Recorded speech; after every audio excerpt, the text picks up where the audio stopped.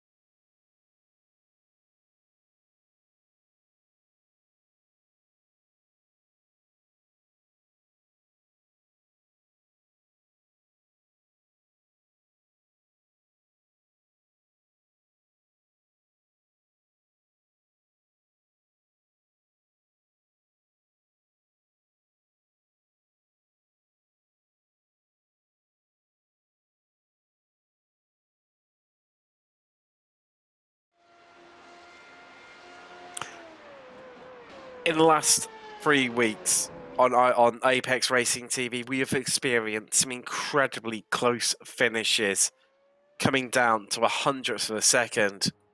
But with the dominance we've seen this season in Formula Renault 3.5 from Samborski, are we going to see another one? Is it going to be another classic race from this championship?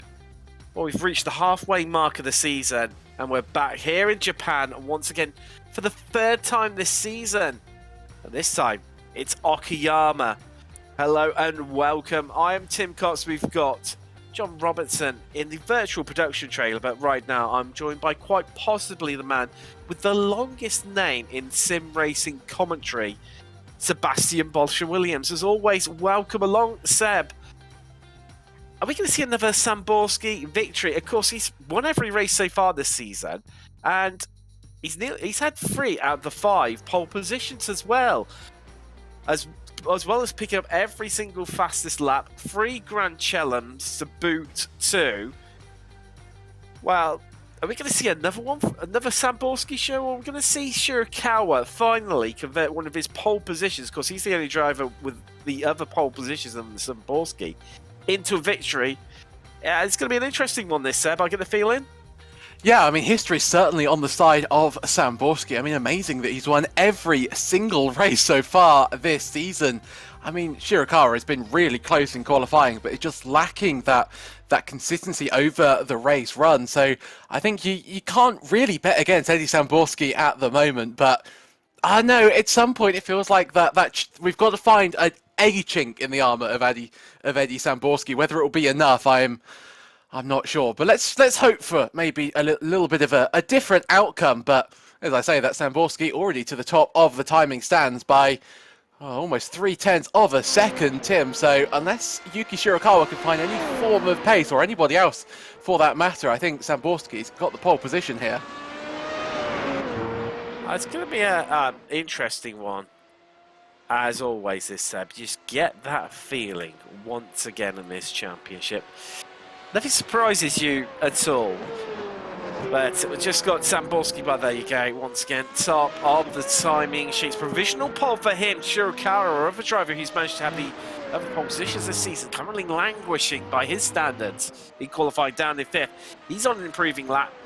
You see some sectors popping in there, greens all round, but Samborski on a bit of a slower lap, interestingly, so not sure we're going to see an improvement from him. Shirakawa's on improvement, but no purple sectors there, only greens. We should move up, hopefully, through the standings. Cavalan, a bit of a new name already, Cavalan to the series. He's in 4th. Good to see new drivers popping in. Love that every step of the way. But there you go. Well, managing to pluck it out of the bag at the end. Time's improving all round. Sieg improving. Cornu opening up into 3rd there. Samborski improving. Sorry, no, just going ever so slightly slower by 12 hundredths of a second. Fine margins, but that's lovely and consistent. Got to look for the positives in these things sometimes, haven't you? But a bit of a smaller split today due to it transposing across into 2 splits. Of course, the Spa 24 hours going on in the background, but great to see so many drivers signed up once again to the Formula Renault 3.5 Championship. Bonamati, first lap was deleted for just heading outside of track limits. So himself, Freckleton, yet to set laps, having both their first laps deleted. James Mallow, the American, he's the only driver yet to head out on track. Could we potentially be seeing a pit start from him, or electing to go from the back? Maybe even a nice last the first challenge potentially. You never know with these things. It's on mode with Javier Bonamati right now, the Spaniard. Just heading through to the last part of the circuit. This is where it gets tight. Technical question, except Okayama. It's a circuit of 2 halves. The first is very open, free-flowing, fast, lots of full commitment. And the second half is much more much more technical, isn't it? A lot more slow-speed corners. Absolutely, it's so challenging for the driver. You always have to set the car up for 2 different circuits, you're right. You know, you've got turn 1, turns 2, Moss in turn 3, I should say, and then that long hairpin. Really really rewards high downforce, high commitment, and then you get into the twisty sections, I should say, where it starts to get so technical and you start to really have to modulate the throttle. Once again, Bonamati wants to do more laps out there. Any practice is good practice. We've got 2 minutes left in the session. It might not count for anything in terms of where you finish in your qualifying, but just more laps is so crucial. Through turn 4 we go, and then, yeah, it's so difficult, this track, and, you know, that's why it's such a favourite of the rookie masters, is it really tests the drivers and it gives them so much experience. And this hairpin, turn 5, we're going to see so much action into there. And just to prove my point, Bonamati locks up off the track, he goes, and that is how easy it is to lose time around the circuit. That's bad news, just proving that one there. And it was a good last lap from qualifying from him, heading up into 6th place. 3rd row of the grid for the Spaniard. Great to see, and it's looking at the moment, it looks like we're pretty much done and dusted with qualifying. As well, apologies about that, Freckleton right at the depth. Where has that come from? Dylan Freckleton. What a lap from the Brit, heading up into 3rd. 2nd row of the grid, his highest qualifying this season. That is absolutely spectacular from him. But just look at how close the times are. 5 thousandths of a second separating our top 2. And then from Freckleton in 3rd, all the way up, well, just over a tenth separates himself. And Cavalan in 6th position. Well, and then even, I mean, realistically, Seb, half a second covering Sambolski on pole, all the way down to and including Morgan Keane in 12th, who was 0.43 seconds off the pace. If you could call it off the pace, really. I mean, it's hardly anything, really. It's, well, in fact, it's under half a second to be precise. Absolutely crazy. One of the closest qualifyings that we've had. You know, Samborski is on the pole, but not by much. This one is going to be so interesting to watch. It is indeed, and as you mentioned, Sambolski, he is on pole yet again this season for the 4th time. Can he convert it to a win? Let's see. We have got Jason Sieg, he's joining on the front row. Dylan Freckleton, best qualifying the season in 3rd, with Cornu, the Frenchman, joining him in the 2nd row. Omar Baha and Aurelien Cavalan, 2 newcomers this season. Great to see them, they're locking up the 3rd row. But Marty and Shirakawa, a bit of a disappointing qualifying after coming on the bounce of 2 pole positions in a row. He starts in 8th. Jorge Lopez is in 9th. He shares row 5 with Shane Lambert. Lydia Ranchon has Morgan Keane for company on the 6th row. Daniel Gallis, Miguel Crespo, a bit disappointing from him down in 14th. Cal Youngs starts 15th, with Jay Lawrence making up your last complete row. With James Mallow not setting a time in qualifying, he's going to start from the back of the grid. And now, the tension begins to build. Drivers taking to the grid. And then we will be heading off. Another classic yet again in this championship, I am sure. What better place to view it here than here on Apex Racing TV. Just like the last couple of drivers, there's Samborski and Ranchon. That's to head to the grid. And here come the lights. And let's get ready to go racing in Japan for the 3rd time this season in Formula Renault 3.5 Championship. And we are away, and what a start from Sieg on the right-hand side of the grid. And looks like he's going to get ahead into turn 1. Samborski holds it on right around the outside there and almost takes it to the grass, but he's going to get the switch back, and Sieg, after that brilliant start, has to slot back into 2nd. He's in the attack right now because Dylan Freckleton is having the race of his season so far. He's going for 2nd. He heads up the inside into turn 4, and he's going to get it done. And as Sieg is pushed out wide, and after heading to the lead initially into turn 1, now finds himself down in 3rd. They move left, they move right. There's a fight over the inside line. Sieg's trying to squeeze his car up the inside as the Australian and regain that position. Big crash. Well spotted there, Seb. It's all happening in the background. Shirakawa on this driver's caught up.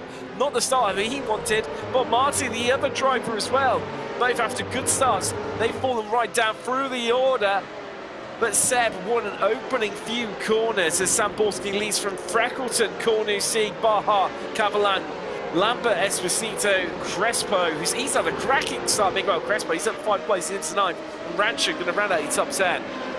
Yeah, I mean, it was looking like Samborski was really on the back foot after the start. Didn't get away as he would have liked, and Sieg was looking like he was going to challenge him into turn 4, but Dylan Freckleton said, no, I really would quite like to myself to be able to challenge Samborski. And you know what, he really did in that fight that Jason Sieg tried to mount against Freckleton.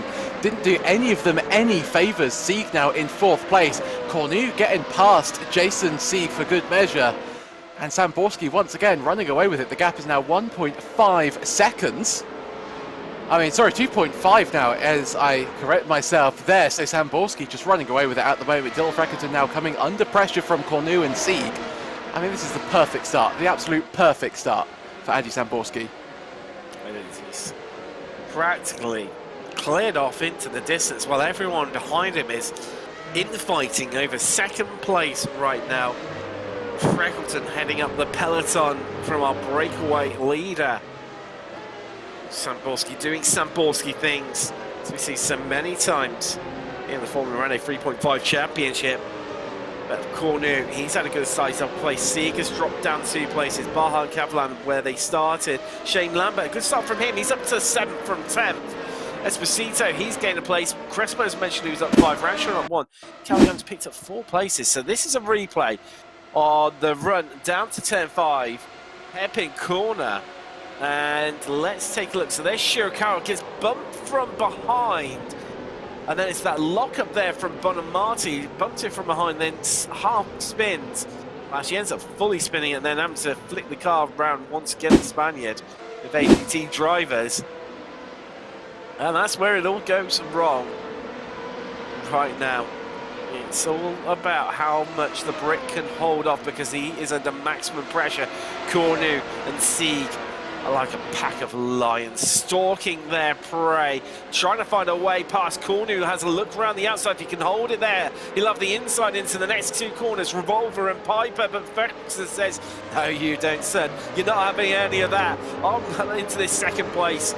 And I'm going to keep hold of it for as long as I possibly can. But what that does mean there, Seb, and this, I think this is one of the issues, isn't it? The more you start fighting, the more people get brought into it, because now Baja and Cavalan are right onto the back of this group of 3.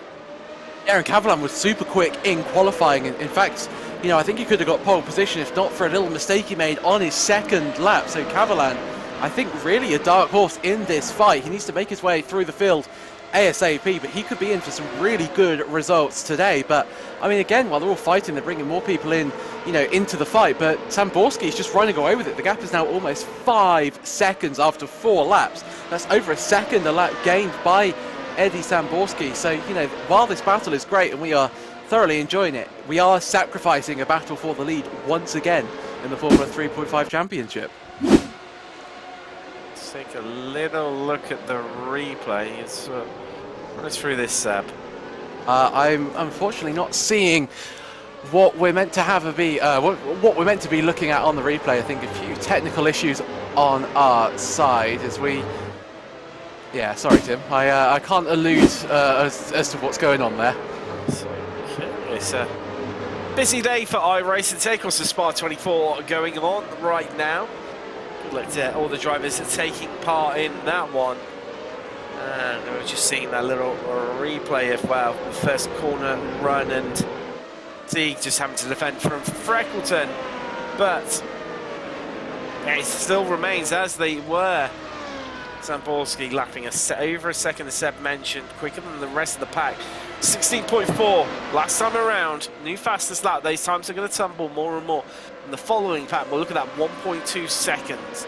This is just due to all this infighting, isn't it? Seb? Brilliant graphic being shown right now. You can see, I mean, consistency, at least 1.2 seconds quicker than the rest of the pack each and every lap. And that's why he's running away with it, like you said.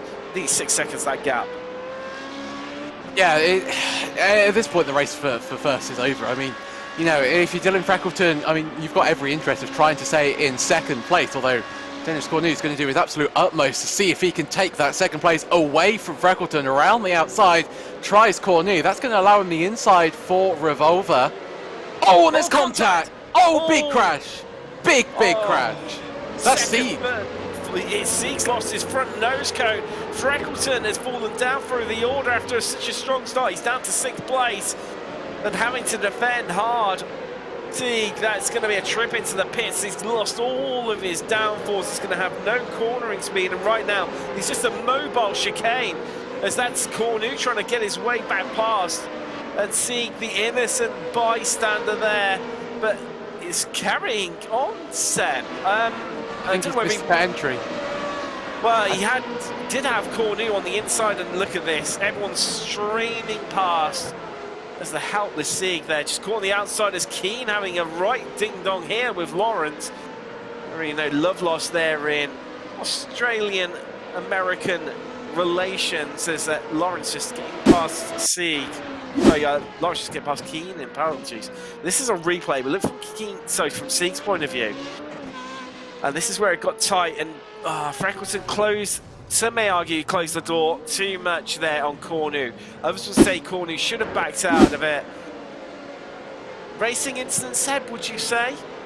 I think from the views we've seen, yeah, just really hard racing, and unfortunately sort of both went wrong. And you can sort of, you know, take it from either side, that you probably either, if you are Cornu, back out of that fight and live another day. And if you are Freckleton, you know, you're in such a good position, just let him have the inside line and get him back later on. So I think both of them have to take some of the blame for that incident, but there will be both very heated discussions, I think, after the race. Not what we want to see, and very unusual, in fact, that we see the top, you know, our top five have a major incident. But what this has allowed now is Omar Baha, who had an absolutely great race when he returned a few races ago, wasn't able to show the pace last time out, but Baha now running in second place, but Cavalan now in third as Sieg finally finds the pit entrance. He's going to come in and get that nose change, but Omar Baha in second place, Cavalan third, Lopez fourth, Lambert fifth. This could be some interesting, this could be, I should say, an interesting podium, as that's Ranchon off the track. Oh no, it all goes from bad to worse for Ludwig Ranchon. Down in 15 places from 4 places, so I'm not having the best of rounds here. There's a battle going on here. This is Gallus versus, what was it? Moving around in Baha under massive amounts of pressure here from Cavalan. Yeah, Central European driver all over the back of the American right now. And this is very I'm going to take you off you here, Sab. This is reminiscence between Baha, Cavalan, and Esposito, Lopez, sorry, in that freeway fight that we saw that all ended in tears between Sieg, Cornu, and Freckleton. Yeah, and crucially that these drivers would have seen what had happened. They were in that pack as well, so they'll know what happened, what transpired, and what led up to that incident. So you'd hope that they'll be thinking about that and going, okay, actually, let's not make any moves into turn 6 and 7. It's just plain old not worth it. We'll try and get the move done maybe at the hairpin or maybe into turn 1. But these are racing drivers, and they've got a lot of things to think about while they're at the wheel. So maybe it's a little bit optimistic to think that they'll be thinking about how to avoid another incident that they've just seen. But one can hope. Let's find out. There's Cavalan just pulling out the slipstream there. Not intended to make the pass, just trying to get into the mind of Omar Baha. He's currently in second. Needs to be careful for Lopez behind. There's a move on here. Lawrence diving to the inside, and that is the move. Well, is it done over Cornu? Fights back into Revolver. And, well, this changing around like someone spinning the barrel of a revolver gun.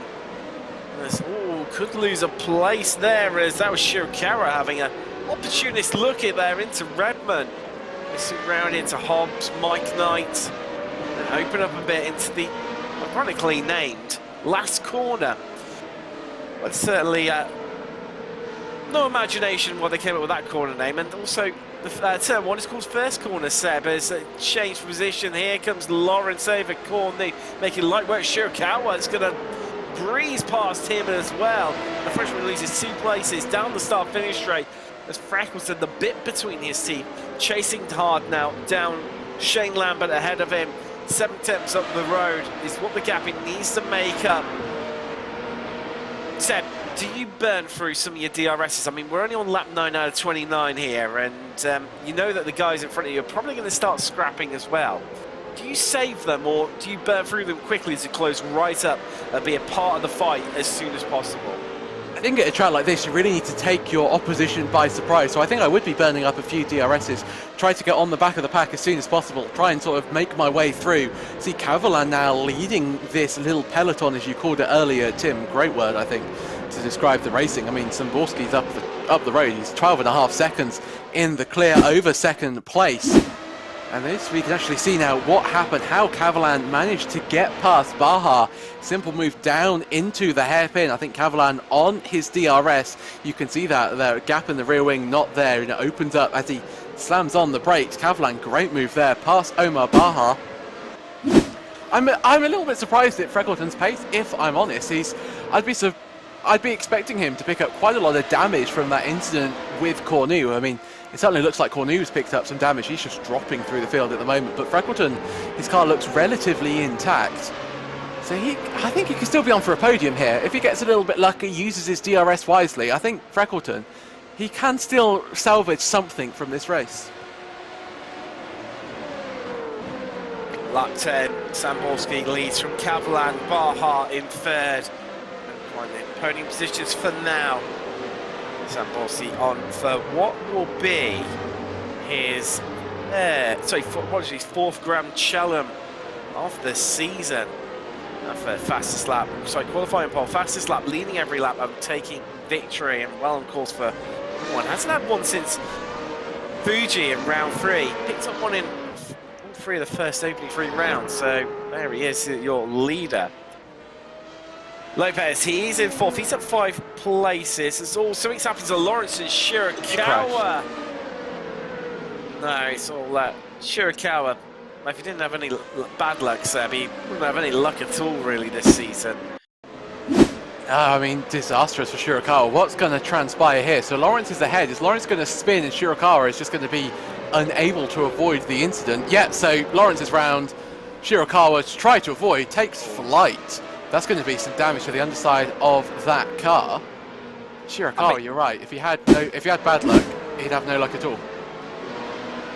I mean, 10 out of 10 for the synchronised 180 flicks there from both our drivers. I will give them that, but not what they would have hoped there. That big incident, and wow. 2 drivers who can't catch a break. It's all something's happened to Freckleton. He's dropped 2 places behind Crespo and Young. He was right on. Oh, it's a mistake. He was pushing so hard to clutch it onto the back of Lambert in 5th. But once again, it all goes wrong for the Brit. It's the hairpin corner. We're going to see him lose the rear end here, Seb, on acceleration. I think we are. Actually, he's going to touch the grass on the entrance to Revolver. So he's managed to navigate the hairpin fairly successfully, and then he's just going to keep it out of the wall. Wow, just about.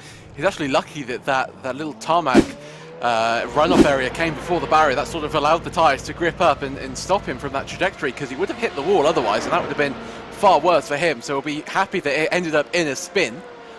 Freckleton, yeah, I mean, he had the pace. I think he's still got the pace. He just, yeah, I know it's these mistakes now. I mean, he's 23 seconds off the lead, and about 11 seconds off Kavalan in 2nd place. So Freckleton's podium chances slipping away with every mistake he makes.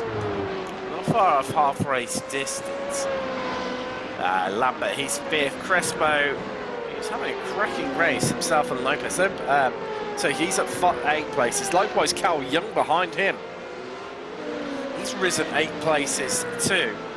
Great drives from the pair of them, especially Crespo started a bit further down than where we'd normally expect to see him. Freckleton now down 8th, but Marty 9th. With Ranchon, he had a poor qualifying by his own standards. He's in 10th. For Gallus, another poor qualifier in 11th. Cornu 12th after that contact with Freckleton. With Keen, Lawrence, Mallow started at the back of the grid in 15th. Shirakawa down in 16th after his couple of spins and excursions. Sieg, of course, he was into the pits early on. Had to do an additional lap with no front nose cone due to his entrance to the pit lane being blocked, where he couldn't get the car across the track due to scrapping out with 3 or 4 other cars. Number 2 fastest lap of the race from Samborski on 1:16.15. Going off into the distance is he, well and truly 13 seconds clear. But yeah, see wow, you can see it there from the graphic on the left-hand side of the screen, just how far he is 24 seconds off the back of Shirakawa. While looking out of it and just a bit of a recovery drive out there to have some fun is the Aussie. Down a whopping 15 places after what was a great qualifying from him, putting it on the front row. Here in Japan, Seb, I'm worried. He normally gets to this stage and I get a bit worried every single time because it's just quietening down a bit. We've seen time after time from this championship that there's a storm brewing. Not literally, because we don't have rain yet in iRacing, but you feel that there's something going to happen and it's not too far over the horizon. It's all going to kick off. Is that trying to preempt the curse of the commentator there, Tim? That's some interesting strategy. I mean, you're right, we always see it, don't we? Everything calms down, the drivers just start to settle into the rhythm, and somebody starts to get a little bit over-ambitious, whether it's by themselves or racing another car, and then all hell breaks loose once again. I hope that we've seen, you know, all the drama that we're going to see today for the sake of the drivers out on track. I mean, we've seen quite a few multi-car incidents that we don't tend to see in the Formula 3.5 series. It tends to be a very well-behaved series, and today less so. Jorge Lopez at the moment through turn 7. He is still trying to catch up to Baja. He is quicker. Only fractionally, though. Last lap was about half a tenth quicker than Baja in third. But every little bit counts, and you have to be a little bit concerned as well as Lambert setting in some fairly quick laps behind him. Yeah, I think you're right. I think this is the calm before the storm. Shane Lambert almost went for a spin at the final corner. Just manages just to collect it all up, but that's lost him a little bit of time to that Baja-Lopez fight. You see the gap, 8 tenths between their 2 lap times the last time around. That will be caused by the mistake we saw. I think you're right, Tim. I think something's going to happen, and let's just hope. It's brewing. I can feel it in my water, Seb. I can feel it coming. Replay hit. So we're on board with Lambert of Jaeger Racing. And, oh, wow, what a save there from Lambert. That looked like that was gone, and he was purchasing himself a one-way ticket to the barrier on the inside. Lambert holding on for dear life. He's lost a bit of time, but I think much rather lose a bit of time than stick it in the wall and end your race. He's on for 5th place. As there's Shirakawa into the pit. We're going to see him park it potentially. The Japanese driver not having the best luck, as mentioned. Picked up those 2 pole positions in a row. Of course, wasn't able to really convert them into, let's say that. Last time out, Watkins did pick up a 3rd place, but other than that, the Monza just all went wrong for him, and not the best of races that he could have hoped for. But we are on 4, as things stand at the moment. Yes, I'll be our 6th different combination of drivers on the podium this season. As things stand at the moment, Baja will be picking up his 2nd, 3rd place, and newcomer Cavalan, of course, it's going to be his first trip onto the podium, but what a debut he is having in the championship. Absolutely spectacular to see. And there's also, more crucially, putting some air between himself and Baja at this halfway point of the race. Now, for those of you sat at home watching, thinking, I really love these graphics, I'd love to use them on maybe broadcasting my own league. Well, here at Apex Racing TV, we use something called SDK Gaming, which not just doubles up as a broadcast tool, but you can sync up your commentators and camera angles, so it's all unified with what the producer's putting on, but also it's the most accurate live timing available on iRacing, and you can use it while you're driving to show timing tells, enhanced relative boxes, mini maps of fuel calculators, and much more. Absolutely crucial piece of software for use in the Spa 24. You can even grab it now and get it up and running if you haven't done so in the Spa 24. You can utilize it to adjust your team's strategy on the fly. Absolutely crucial. Brilliant piece of tool. Comes with a 14-day free trial if you sign up as well. Give it a go. Find out more about that by heading across to SDK Gaming, and Not all it is, but this thing settled down. Lap 17, Samborski there. He is your leader. 14 and a half seconds. Let's not do Cavallari a disjustice here. Clear of the field. Bowing down his lap pace a little bit. The gap in lap time has definitely shrunk. Only 3 tenths quicker than the next fastest driver, which was joint on the last lap between Cavallari and Lopez, second and third. Both setting 1:16.53 laps. There's how Samborski starting to up the pace once again, going a couple of tenths quicker than his previous lap, and only 400 slower than his previous best. As we see, getting all the way up to 249 kilometers an hour, therefore dropping down through the gears into third, building it up, and heading down the back straight towards hairpin corner. Just kicking out his brake marker at the 50 there, onto the brake, slows down to one of the slowest corners on the circuit. It's only Hobbs Corner that's actually slower. We're having to rotate the car around, really working the downforce right now. Got a bit of the curbing on the exit out of Piper. It's lunging to Redmond, and then immediately Hobbs Corner comes straight at you. It's a bit hard to know where to position your car, especially when you're by yourself, you haven't got someone alongside you into Hobbs Corner, because there's a couple of different lines you can take. There really is, and luckily for Samborski, I mean, he's one of the quickest drivers in the Formula 3.5 at all. I think he could take any line through Hobbs Corner, it would be quicker than everybody else. I mean, there you go, a 15.8. Wow. Previous best lap time for context was a 16.1, so 3 tenths quicker with Samborski on that last time by absolutely incredible pace by the number 1 car. I was thinking, Tim, you know, Samborski, the number 1 car, that means he's got the highest iRating on the, or in the session, I should say. But if he wasn't the number 1 car, maybe he wouldn't finish P1. What I'm trying to say is, can we change his number? Because it'd be really nice if somebody else could win other than Samborski. Not to take anything away from him, it's just getting a little bit boring. I mean, 16 seconds the lead is now. Crazy job. That's Freckleton just regaining place from Crespo. Down into turn 1, those who were trading places, going ever so slightly quicker than one another. Down the start-finish straight. Side by side into first corner. But Freckleton getting the job done into Williams. And now Crespo under attack here from Bonmarti. Onto the brakes. Oh, that was incredibly close there, Seb. Nearly Freckleton was taken out by Bonmarti, who for the second time this race just getting a bit excited and missing his brake marker into the hairpin, having another go here at Crespo, who is he going to yield? No, just holds on right around the outside. It's going to give him the inside court line into Hobbs Corner. But Bonmarti just looking for the switchback, get a much better run to head through Mike Knight. Then the short run to the last corner. And now the Spaniard, he's going to be in full attack mode. Are we going to see a DRS usage? No, he's not going to utilise it, but he's going to have a go. He feels confident into the first corner, and Javier Bonmarti up into 8th in the space of just under a lap.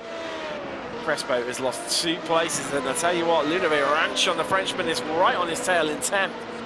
Crespo could go from 7th to 10th in, wow, just over a lap, realistically. I mean, it could even Ranchon get him down into the hairpin here, Seb.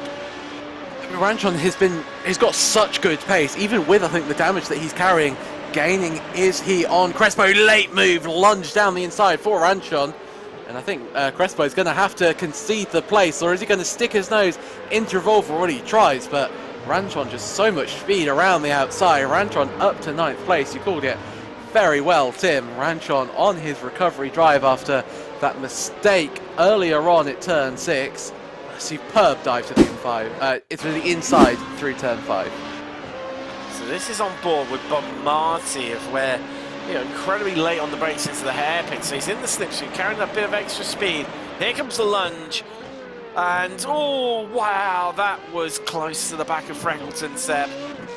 And your heart just sinks as a driver when you know you've broken late and there's a car ahead of you, and you just, all of your body is tensing up and you're going, please just don't hit the car ahead. And somehow they didn't make contact. I would not like to have been Freckleton, because he would have been looking at that in the mirror, this car getting closer and closer and closer, and somehow they didn't make contact. But yeah, that's Bonamati's second little infraction at the hairpin. Of course, made contact with Shirakawa earlier on. And a little bit of an update on Shirakawa, he is out of the race. He came out again, he tried a little bit, he tried to do a few more laps after repairing the damage, but Shirakawa is now officially out of this session.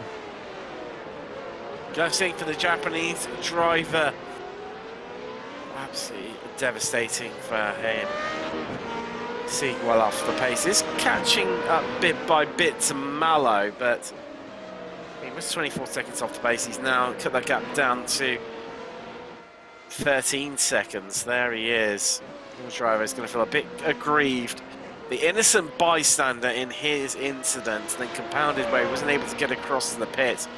Seeing a new personal best then from Cavalan, who's being pedaled to the medal here. To the last stage, lap 22 out of 29. Samborski leads from Cavalan. Baja in the last podium place. Lopez is in fourth. Lambert fifth with Cal Young. Having a cracking drive from him. He's at 9 spots into 6th. Epic race from him. There he is on screen right now. Doing Freckleton it down into 7th. Bonmati 8th. Ratchet and Cresco going to round out your top 10. Gallus, Joaquin, Cornu, Lawrence, Mallow, Seek. Taking up the last of the running cars, but of course Shirakawa was just mentioned. He has retired the car that was back on lap 13. That's what can Cal Young do? Can he climb any more places? Well, he's got a bit of a margin to make up, 3.7 seconds. The gap between himself and Shane Lambert, the American, currently in 5th place there. Getting some closing up gaps because Baja is starting to have Lopez nipping at his tail. And the battle for the last podium place right now. Equally going on, we've got a freeway battle between Bonmati, Ranchon and Crespo. Just about 1.3 seconds covering those three, but this is getting intriguing, Seb, of whether Baja can hold on against Lopez, because the clock's running out. We've got 6 laps left remaining, and Lopez knows that. He's got a sniff at the podium here. And, of course, as time starts to go on, both these drivers have picked up 1/3 place so far this season. They're only times into the podium. Baja at Imola, Lopez at Fuji. We can forget that eventful race at Fuji, as just seeing on the brakes there, Bonmati having a bit of a look and having to defend a bit there. In fact, so I'm just trying to get past Frankton even. Apologies, because so Ranchon and, interestingly, Bonmati and Ranchon have really dropped Crespo and moved up and caught up onto the back of Freckleton. Of course, could have been on for his highest ever finish if it hadn't been a half spin between Volver and Piper.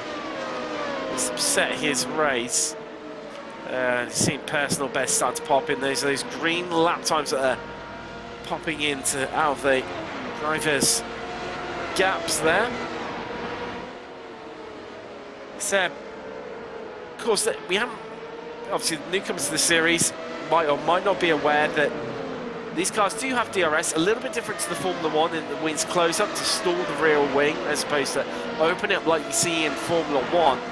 The drivers only had 8 available uses of it. Now, a lot of it does come down to how many the drivers have saved for this latter part of the race, but seem to have. I mean, where do you burn it as Bonmati having a look? He's going to be a long way right around the outside of the hairpin.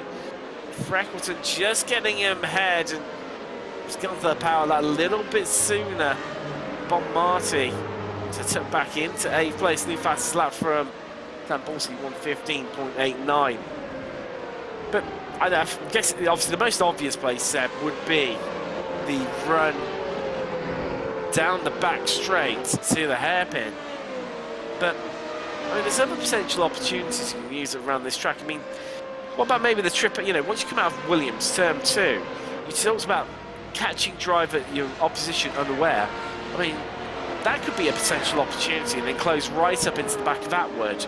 Just turn 3, so turn 4. I think that is a really good shout, actually. I think you've still got enough downforce through the corner, or through turns 3, the Moss's S's, just to be able to hang on to it with the DRS open, and yeah, send it down to the inside of turn 4. It will leave you vulnerable up after the exit of turn 4 into turn 5, but you know, you do need to catch your opponents unaware. I mean, especially at the level that we are at the moment, these drivers are so supremely... Cavalan's had an issue, Tim. Cavalan's off the track. Oh no, absolutely devastating. Oh, there's contact there, Bon Marti and Ranchon. He had a big lunge up the inside. That's elevated Crespo up into 8th, and oh wow, just losing the car as he stamped on the accelerator. And Bon Marti, after what's looking like a solid result, now down into 11th, and Morgan Keane is all over the back of him. We could lose another place just to make things worse. But Seb, I had the feeling, I'd said it, didn't I, that it was not coming towards it all kicking off, and then all of a sudden, bang! Someone started the gun, fired the gun. Oh, I've got revolver corner here to be precise. This is Cavalan. That's all looks okay. Has he caught the grass on the outside? No, that's all okay. Oh, that half spin, and then across the gravel, and then because of the gap, to Baja and Lopez not being that big, that's what allowed those two through.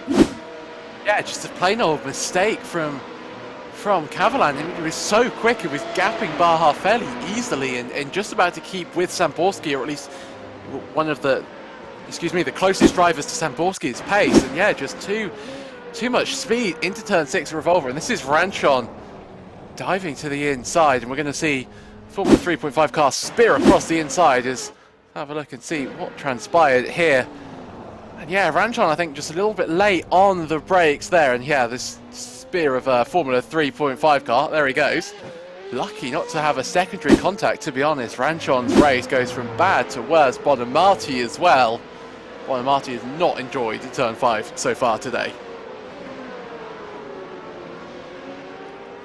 Wow. Oh, Bonamati just having a little bit of a loose moment with the rear end. Bonamati seems to be struggling out there at the moment. Wonder if he's picked up some damage from that contact. Baja now up into 2nd once again. Survival of the fittest, it feels like this race is today.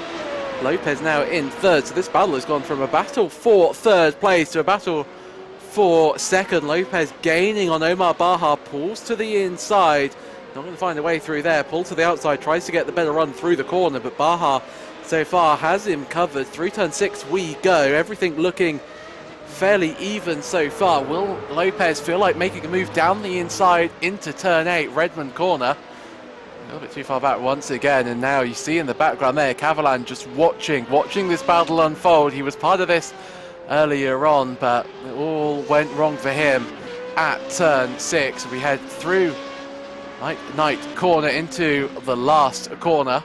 Well, that's a little bit wide there from Baja. He's going to struggle a little bit on the exit. He managed just to carry enough speed, and Jorge Lopez still struggling, Tim, to find a way past Omar Baja and up into 2nd place. Just getting a bit tricky now. So out to the penultimate lap. Opportunities running out. Again, it's just how many of their DRS opportunities they've got available to them. That is what's going to decide it between Baja and Lopez. Oh, a big moment. Ludovic Ranchon, fastest lap of the race, all the way down in 9th. Sure, we're going to see a response from Samborski. I'm sure you'll be aware of that. Won't be having any bit of it. As you see Lopez closing right up onto the back of Baja.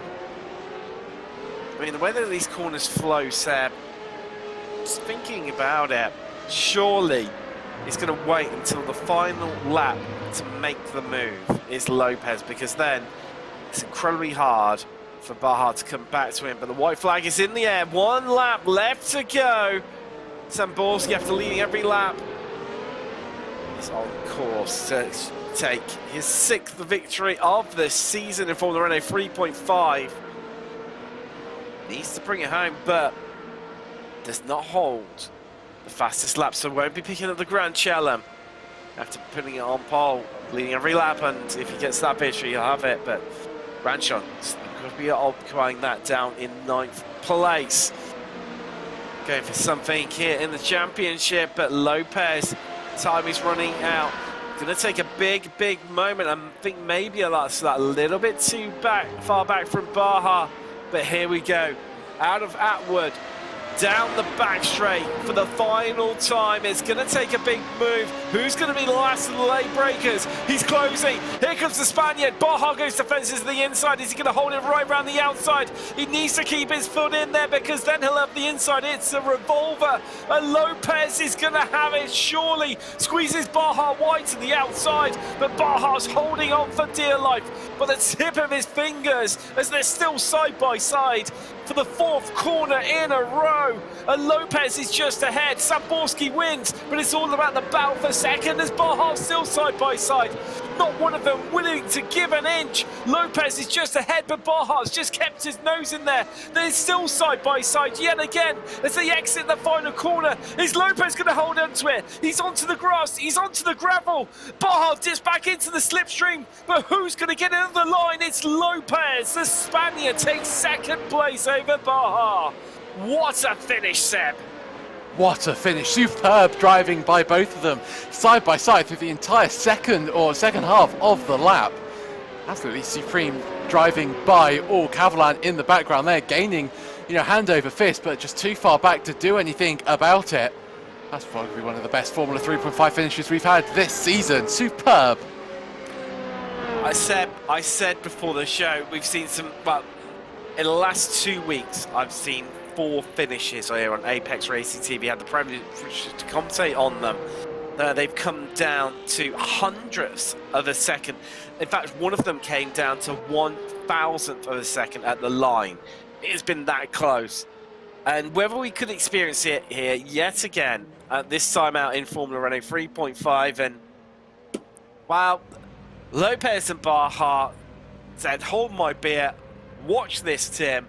800ths of a second is all that Omar Baja missed out on second place over Jorge Lopez at the line by. 800ths of a second. A blink of an eye is 3/10. That is how close it was at the line between those two. I mean, absolutely stunning. Really impressed by all of their driving there.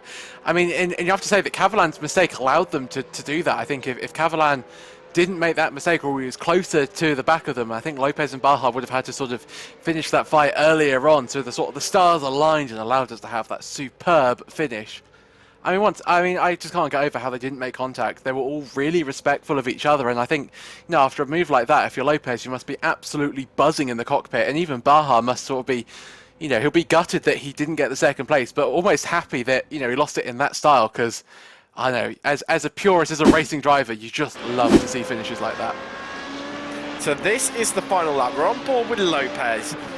This is how you spend half a lap side by side. So Baja, he goes to fences there, Sam.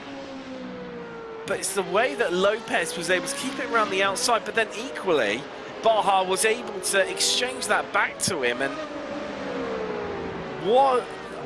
Wow. I mean, I still can't believe it. Seeing it the second time around, it was some epic racing, wasn't it? Superb, absolutely superb racing. I can't really find any other verbs to describe it. And then, yeah, this sort of dive, half-hearted dive from Baja into turn 9 really sort of put Lopez on the back foot. And they're side by side through the final quarter. And it's just who can get on the power. Baja has a little bit of a mistake, and that could have easily cost him second place. I mean, crazy to think. It is absolutely crazy, isn't it? That sprint to the line between the Spaniard and the American. And despite Lopez just catching the gravel on the outside, kept his foot in there. Baja with that shallower line. I think ultimately that's what cost him, Seb, where he just wasn't able to carry as much momentum and speed through the corner. Yeah, certainly. I mean, at the end of the day, I don't think, he'll be too upset. I don't think any of us are too upset. Superb driving. I've got a massive smile on my face at the moment. Well, let's find out. Let's have a bit of a chat to some of our drivers. First up, wow, 6 wins from 6. for 4 Grand Chelms, Eddie Samborski. Well, that would look like a bit of a walk in the park there for you today. You got out in front early on. You're running 1.2 seconds on average, quicker than everyone else, and did it get a bit lonely and a bit boring? Oh, to be honest with you, I felt awful before the race. I've been working outside on the snowmobile trailer all day. It's like 91 or something stupid outside. So I got in here, turned the AC on, and I thought I was in trouble. So I spent the last 45 minutes before the race just, being as perfect as I could. And I just thought, like, literally 2 laps to go in practice. I got to figure it out. I was like, all right, got a whole 2 minutes to spare. And I don't think what we saw today was representative. I think it's really easy to be held up here if you're behind someone else who isn't on pace. It's incredibly difficult to pass. I spent a lot of time on qualifying, and I still barely got pole. I had a pretty massive error in turn 1 on the qualifying lap. Would have preferred to be like a 2 or a 1. But no, this track is challenging. You cannot ease off on your marks. You almost have to go fast to make it easier on yourself. It sounds weird, but if you give the car a chance to get upset, that's exactly what it's going to do, and then you make your day tougher. But obviously, a slightly different circuit in a week's time. We've got Hockenheim. It's a bit more open, a bit more free-flowing, plenty of overtaking opportunities around that circuit. Is it one that you're looking forward to getting a bit more down and dirty and having a bit more racing and having someone come and challenge you for the victory? Depending on Yuki's schedule, last year he was beating me up Friday night there. I kept spinning behind him, trying to catch him. And yesterday, actually, Yuki raced, and he was leading for about 14 laps. If Yuki wasn't running the spa race, he would have been much more on pace. But it's not easy to jump between cars, especially this car. But next week should be fun. You got massive straightaways, basically. The first half of the track's a straightaway with a couple of hairpins in between. And then you got one sector to try and build a gap. So, if people play nice, it could be a very interesting race. It could well be indeed, and definitely looking forward to it. We'll see you in a week's time. That's Eddie Samborski, your victor here today at Okayama. Now, let's have a bit of a chat to another one of our drivers. Let's have a bit of a chat to, second place finisher, but only just 0.08 of a second at the line. Jorge Lopez. Wow, what a race from you. Finished up 7 places. Your highest finish of the season in second here on the broadcast split. Congratulations. How does it feel? Hello, good night. Feels good. Even finishing third, it will feel so good because this is the best fight I have in my life. We were both. We were watching back just after the race, the second half of the final lap, where yourself and Omar Baha spent half a lap side by side. Just how hard was it to race side by side with someone who you're so evenly matched with? I don't know. I think we were so slow, but I have no words. It's so tense. It's so tense, but it's so beautiful how 2 people can be side by side and respect each other. And I don't know. This car doesn't let you go side by side so long because you have ideal line, and if you go out, maybe you will lose so much grip. But it happens. It does indeed, and it was. I tell you what, I'm sure you'll look forward to watching it back after after you finished here on Apex Racing TV, because it was. I tell you what, it had myself and Seb rendered speechless at times. It was some absolutely epic racing. Before we let you go, Jorge, anyone you want to give a shout out to at all? No, just a lot of love for the stream, a lot of love for all the drivers who race clean and give us a lot of fun. It's I'm sort of worse tonight. I can say no more. That's no problem at all. I don't blame you after such a great race. That's Jorge Lopez, who picked up a second place, gaining an incredible 7 places. His best finish of the season here today. Let's have a bit of a chat to another one of our drivers. I believe we have got lined up now. Shane Lambert joins us. Well, Shane, you were right in the thick of it there today. Was it sleeves rolled up and in the trenches, or was it not quite as difficult as what it appeared to be from our angle? It was pretty difficult. I don't know. I think halfway through the race, I'm not entirely sure any setup's going to feel great, but I did what I could, and for a while there was no man's land. Definitely. Well, it seems to be, I mean, up to 5 places, not a bad result too. I mean, there was a few incidents in and around you. Was it just all about praying and picking the right line and hoping it came off for you? Or was it not too bad as they were in slower parts of the circuit? I think there was a lot of praying and sphinctering up there. I had a couple people spin in front of me that made my heart skip a couple times, but I don't know, just hang on for dear life, I guess, and keep the line as straight as possible. Definitely. And I mean, obviously, looking ahead, we're heading back to Europe again next week. We've obviously asked your fellow countryman Eddie Samborski about it. Hockenheimring. Is it a circuit that you enjoy, or maybe one that you're not looking forward to as much? How do you feel about it? Very, very much so. That track is amazing. Last season, we built a setup that only felt better the more you drove it. So, really looking forward to Hockenheim. Hoping for a good result, potentially. What's your expectations on where to finish? Where were you happy with? My expectation is, I think my expectation is always higher than the resulting race. But yeah, I'll probably finish top 10. Just to toot my own horn. Well, should we stay clear of that one so we don't put the curse of the commentator on it at all? Shay, before we let you go, anyone want to give a shout out to at all? My awesome team. We're just working hard together and working well, and our wonderful friends and family who support us through this entire endeavor and tolerate us talking about racing every chance we get. Thank you all.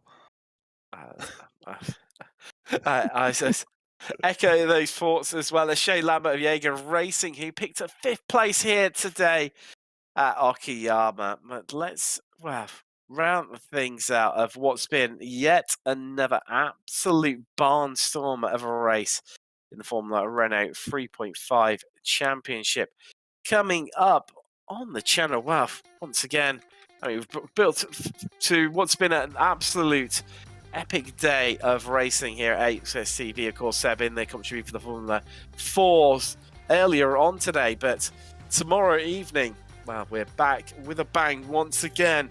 I'll be back for the SRF Weekend Warriors.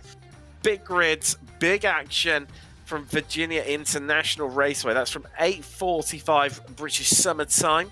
Then we've got IGP Fun. That's kickstart off at 45 minutes later at 9:30 BST. They are at round 6, Red Bull Ring. That's going to be a lovely combination. Plenty of action, plenty of speed there for Monday. Just rounding out the slightly extended weekend. It is iRacing Israel League round 3 from Lime Rock, another tight technical circuit. And that league, well, they know how to get their elbows out. That's going to be one to tune in. Definitely one for the viewers, but what can I say?